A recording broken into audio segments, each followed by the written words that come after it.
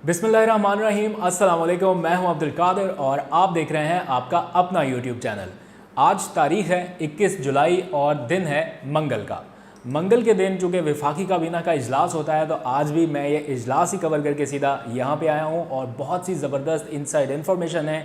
काफ़ी गर्मा गर्म ये इजलास रहा। ख़ास तौर पर पहला जो सेशन था इसका तकरीबन 1 घंटे तक वुज़रा काफ़ी अग्रेसिव नज़र आए और आपका मुकदमा बड़े ज़बरदस्त अंदाज से आज लड़ा गया है। वो बात जो मैं बहुत अरसे से कह रहा हूँ कि हुकूमत के ज़बरदस्त इक़दाम की पजीराई क्यों नहीं हो रही और इनको उस तरह से हाईलाइट क्यों नहीं किया जाता, आज इस मामले पर जो हुकूमत की मुआशी टीम है उससे ज़रा सख्त सवालात और जवाबात किए हैं कुछ वुज़रा ने और काफ़ी दबाव में नज़र आई हुकूमत की मुआशी टीम। इस हवाले से क्या अपडेट है वो आपको बताऊँगा और इसके साथ साथ पीटीवी की जो फ़ीस में इजाफ़ा किया गया था वो किस तरह रोक दिया गया, प्राइम मिनिस्टर को क्या बताया गया वुज़रा की तरफ से और वज़ीर-ए-आज़म ने किस तरह इस फ़ैसले को फ़िलहाल मौखर कर दिया और आवाम को तकरीबन 30 अरब रुपए का जो एक इजाफी बोझ आने वाला था वक्ती तौर पर उससे बचाया। इस बारे में आपको अपडेट दूँगा।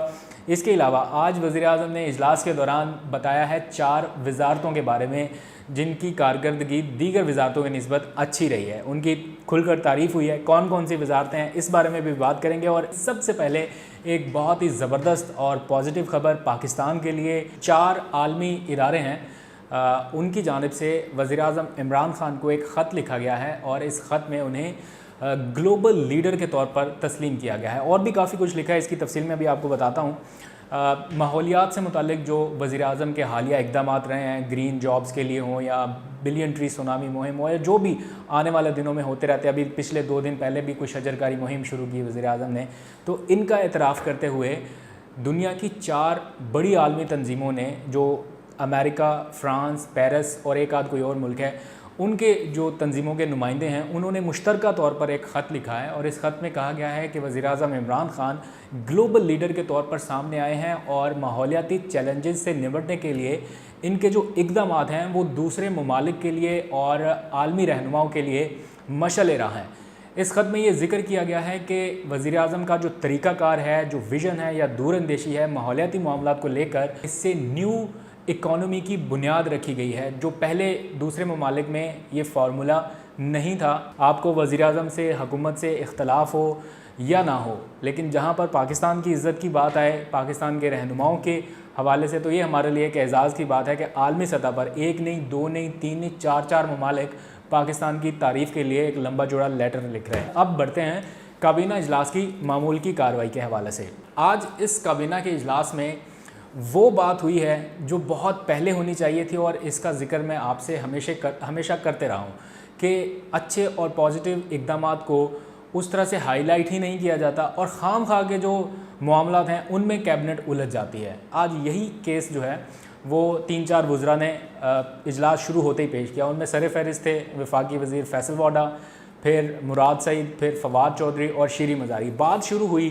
पीटीवी के जो फ़ीस है उसमें 35 की बजाय उसको जो 100 रुपये किया गया, 65 रुपये का इजाफ़ा वो किस लिए किया गया? कैबिनेट ने उसकी सर्कुलेशन समरी के ज़रिए तो मंजूरी दी, लेकिन कानून के मुताबिक ये टैक्स या लेवी जो है ये वफाकी काबीना का इख्तियार नहीं है, ये इख्तियार है पार्लिमान का। यानी पार्लिमान से अगर ये मंजूर हो जाता या फ़ाइनेंस बिल के ज़रिए मंजूर हो जाता तो बेहतर था। काबीना इसकी मंजूरी नहीं दे सकती। तो आज फिर जब काबीना का बाकायदा इजलास हुआ तो इस मामले से बहस का आगाज़ हुआ और इन वुज़रा ने इस बारे में खुलकर आवाम का मुकदमा लड़ा कि इतना ज़्यादा इजाफ़ा आखिर क्यों किया जा रहा है। टैक्स के पैसे पे चलने वाला एक इदारा, उसके लिए हमें 22 अरब रुपए चाहिए। ये इतना टैक्स का पैसा कहाँ पे जा रहा है, जबकि बाकी टोटल 110 के करीब प्राइवेट टीवी चैनल्स हैं, उनका टोटल ख़र्चा जो है इस वक्त वो 38 अरब है और सिर्फ एक पीटीवी के लिए हमको 22 अरब रुपया चाहिए। क्या इतनी ज़्यादा पेंशन हैं, क्या इतने ज़्यादा ख़र्चे हैं? ये क्यों इतना इजाफ़ा किया जा रहा है और आवाम को एतमाद में क्यों नहीं लिया गया है? अचानक से रातों रात इजाफ़ा, इस तरह से मामलात ख़राब होंगे। तो खैर प्राइम मिनिस्टर इस बात से कन्विंस हुए और उन्होंने हिदायत दी कि फ़िलहाल इस मामले को डेफ़र कर दिया जाए या मौखर कर दिया जाए। इसकी ये मंजूरी दे दी गई थी लेकिन इस पर अमल दरामद जो है वो वज़ीर-ए-आज़म ने रुकवा दिया है और आप पर तकरीबन 30 अरब रुपए का जो बोझ पड़ने वाला था फ़िलहाल उसको रोक दिया गया है। अब बढ़ते हैं अगले मामले की तरफ। इसी को कंटिन्यू करते हुए वफाकी वज़ीर फैसल वाडा आजकल जो कि फॉर्म में हैं काबीना इजलास में, तो उन्होंने उधर एतराज़ उठाया कि हुकूमत के इतने ज़बरदस्त पॉजिटिव और अच्छे अच्छे इक़दाम हैं, हुकूमत की मुआशी टीम कहाँ पर है, हुकूमत की जो मीडिया की टीम है वो कहाँ पर है, हमें पता ही नहीं चल रहा। या तो ये एतराफ़ कर लें कि हुकूमत काम ही कुछ नहीं कर रही, हुकूमत इधर काबीना में बैठी झूठ बोल रही है, और अगर काम कर रही है तो फिर अपोजिशन का बयानिया हर आने वाले दिन के साथ क्यों मजबूत हो रहा है, क्यों हमारे ऊपर एक नाअहली की मुहर लगाई जा रही है कि हम नाअहल हैं, कुछ कर नहीं पा रहे, जबकि बहुत अच्छे इकदाम हो रहे हैं। तो इनको हाईलाइट क्यों नहीं किया जा रहा? और ये बहुत ही वैलिड पॉइंट है, क्योंकि मैं पर्सनली तौर पे आपके सामने रोज़ाना कोई 10 चीज़ें मैं गिनवा देता हूँ कि ये पॉजिटिव चीज़ है, ये अच्छा काम है, ये अच्छा काम है, वो आपको सुनने को कहीं देखने को मिलता नहीं है। क्योंकि जो मीडिया की टीम है, जो नैरेटिव सेटिंग के लिए टीम बनाई गई थी, वो उस तरह से काम कर ही नहीं पा रही।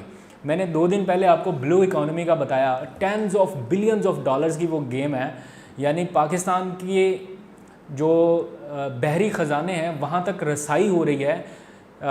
चीन के बाद जापान पाकिस्तान में बड़ी सरमायाकारी के लिए तैयार हो गया है, पाकिस्तान को अप्रोच किया जा रहा है एशियन स्टेट्स की जानिब से। क्या ये आपने ख़बरें हुकूमती नुमाइंदों से कहीं अभी तक सुनी है? यकीनन नहीं सुनी। उसकी वजह ये है कि इतने अच्छे अच्छे इनिशिएटिव्स हैं और आप उनको हाईलाइट ही नहीं कर पा रहे हैं। तो ये आज मामला काफ़ी काबीना में डिस्कस हुआ और प्राइम मिनिस्टर ने इस पर एग्री किया है कि ये बातें जो हैं ये ठीक कर रही हैं। फैसल वाडा ने कहा कि इतने लंबे अरसे के बाद पाकिस्तान में डैम्स की तामीर का काम शुरू हुआ है, जो इतनी हुकूमतें आई गई ये काम शुरू नहीं हो सका, लेकिन पाकिस्तान तहरीक इंसाफ की हुकूमत अगर इसको आगे बढ़ा रही है तो इसको अवामी सतह पर उस तरह पब्लिसाइज़ नहीं किया जा सका, इसको उस तरह से हाईलाइट नहीं किया जा सका। और जिनकी ये प्राइम रिस्पॉन्सिबिलिटी है, यानी मुआशी टीम और मीडिया की टीम, जिनको ये सारी चीज़ें हाईलाइट करनी चाहिए, वो ये चीज़ें हाईलाइट नहीं कर पा रही। और इनका ये काम है कि ये टीवी पर जाएं, बयानिया अपना बनाएं, नैरेटिव सेट करें गवर्नमेंट का, लेकिन हुकूमत की मुआशी टीम कहीं टीवी पर नज़र ही नहीं आती। वो सारे एक एक ट्विटर करके बस बात ख़त्म कर देते हैं। FDI foreign direct investment 45% Pakistan की बढ़ गई। हमाद अजहर साहब ने एक ट्वीट किया, बात ख़त्म। मतलब इस कामयाबी के लिए हुकूमत ने कितनी कोशिशें की हैं, दिन रात एक कर दिया प्राइम मिनिस्टर ने, और इसका कहीं जिक्र ही नहीं है। आप जाके देखें, हमाद अजहर साहब की एक छोटी सी ट्वीट है, बात ख़त्म। भाई आप आवाम को बताएं कि आपकी क्या अचीवमेंट्स हैं, क्या कामयाबी है, कुछ भी नहीं। हुकूमत की मुआशी टीम बिल्कुल मीडिया से दूर है। ठीक है, मुझे बहुत अच्छे से याद है, कुछ अर्सा पहले हम प्राइम मिनिस्टर इमरान खान साहब का एक इंटरव्यू करने वज़ीर आज़म ऑफिस गए। हमारे साथ एंकर्स की टीम थी और काशिफ अब्बासी, अरशद शरीफ, साबिर शाकिर, साथ में मैं भी था। हम वहाँ पे गए, प्राइम मिनिस्टर साहब आए, उनकी पूरी उन्होंने मुआशी टीम को बिठाया और इंटरव्यू शुरू हुआ। अब सवाल पूछा जा रहा है मुआशी टीम से, और मुआशी टीम जवाब इस तरह के दे रही है कि कुछ समझ नहीं आ रहा कि ये कहना क्या चाह रहे हैं, बताना क्या चाह रहे हैं। और बार बार प्राइम मिनिस्टर को इंटरव्यून करना पड़ा था, 1 मिनट मैं बताता हूँ, 1 मिनट मैं बताता हूँ। और प्राइम मिनिस्टर मुआशी टीम से ज़्यादा अच्छे जवाब दे रहे थे। तो ये थोड़ी सी यहाँ पे लैकिंग नज़र आती है कि आपकी जो इकनॉमिक टीम है या इकनॉमिक थिंक टैंक है, उसको बताना तो चाहिए, पूरी आवाम को बताएं कि 45% आपने इंक्रीज़ कर दिया है फॉरेन डायरेक्ट इन्वेस्टमेंट में, गैर मुल्की सरमायाकारी में, जिसके लिए आप इतनी तगोदो कर रहे थे। लेकिन इस बारे में खामोशी या टांड प्रोग्राम है, कुछ भी नहीं हो रहा। असल प्रॉब्लम हुकूमत के साथ जो है ना, वो नॉन इश्यूज़ को इश्यूज़ बनाने से होता है। आप अपनी कामयाबियों के ऊपर कम बात करते हैं और अपनी जो नाकामियां हैं या जो अपनी छोटी छोटी गलतियां हैं, शफाफियत के एतबार से उनको मंजर-ए-आम पर लाने के चक्कर में आप अपने ऊपर अटैक करवा लेते हैं अपोजिशन से। गंदम, आटा, चीनी, ये PIA का मामला, ये सारा कुछ, ये वुज़रा और मुआवनीन के असासों वाला मामला, ये सारे वो हैं जिनको शफाफियत के लिए हुकूमत ने ख़ुद अवाम के सामने रखा। अगर हुकूमत चाहती तो ये अंडर द कारपेट जा सकते थे, टेबल की ड्रॉ में जा सकती थी ये फाइलें, लेकिन गवर्नमेंट ने इनको हाईलाइट किया, आवाम तक एक्सेस दी, बताया। और यही वो सारे मामले हैं जो हुकूमत के गले पड़ रहे हैं। और पूरी अपोजिशन आज गंदम बहरान पे बात कर रही है, आज PIA के मामले पे बात कर रही है, वज़ीरों मशीरों की, जिसकी कोई कानूनी कदगन नहीं थी या कानून के एतबार से लाजमी नहीं था कि ये असासे अपने ज़ाहिर करते। लेकिन हुकूमत अच्छे काम कर रही है, हमको सपोर्ट करना चाहिए उनको। लेकिन जो ऐसे इक़दाम हैं जिनको आप मज़ीद हाईलाइट कर सकते हैं, उनको तो करिए। आप उनको छोड़ के ऐसे पंगों में फंस जाते हैं जिन पर अपोजिशन को खामखा तनकीद का मौका मिलता है। इस टाइम मॉरली और वैसे भी करप्ट अपोजिशन के पास कोई और चीज़ नहीं है हुकूमत को मिलायन करने के लिए, सिवाय उन चीज़ों के जिसका खुद हुकूमत ने मौका दिया। वफाकी वुज़रा ने कहा कि तामीराती इंडस्ट्री में पाकिस्तान ने इतना बड़ा रिलीफ दिया, लेकिन ग्राउंड पर उसकी कोई उतनी ज़्यादा पजीराई नहीं हो रही, क्योंकि बताया नहीं जा रहा, आवाम को गाइड नहीं किया जा रहा। आपने तामीराती सनत को एक तरह से बूम दिया है, आपने उठा दिया है इस सारे मामले को, रिकॉर्ड सरमायाकारी आ रही है इस सारे मामले पे। मईशत बिल्कुल नोज़ डाइव पर जा रही थी और आपने उसको एकदम से टर्न अराउंड किया है, हालात को काफ़ी हद तक बेहतर किया है। लेकिन नहीं जी, इस मामले में कुछ बेहतर इकदाम नहीं हो रहे। खैर, प्राइम मिनिस्टर ने आज 4 वजारतों के हवाले से आज काबीना के इजलास में डिस्कस किया। जब वो उन्हें ख़त पढ़ के दिखाया गया आलमी तंजीमों का, तो उस वक्त उस मौके पर उन्होंने 4 वजारतों का जिक्र किया कि ये 4 वजारतें ऐसी हैं जिन्होंने अब तक बेहतरीन काम किया है। उनमें से एक तो है फ़ॉरेन ऑफिस, जिसने कश्मीर के मामले पर लेकर या इंटरनेशनल सतह पर पाकिस्तान को बेहतर इमेज उसका पोर्ट्रे करने के हवाले से काफ़ी कुछ इकदाम किए हैं, जिससे प्राइम मिनिस्टर मुतमईन है।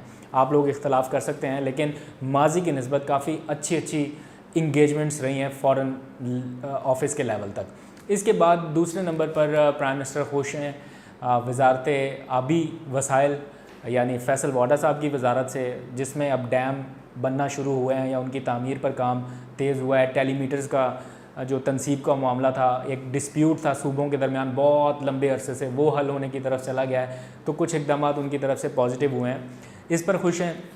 इसके साथ साथ माहौलियात, जो मलिक अमीन असलम है, उस वजारत से वो खुश हैं कि इसने अपने टारगेट्स जो हैं वो अचीव कर लिए हैं। और इसके बाद जो प्राइम मिनिस्टर का सबसे फेवरेट और उनके बहुत दिल के करीब है एहसास प्रोग्राम, उसकी जो वजारत तो नहीं है सच, लेकिन एहसास प्रोग्राम की जो मुआवने खसूसी हैं सानिया निश्तर, इस बारे में उन्होंने काफ़ी तारीफ़ की है कि ये 4 वजारतें हैं जो बहुत अच्छा काम कर रही हैं।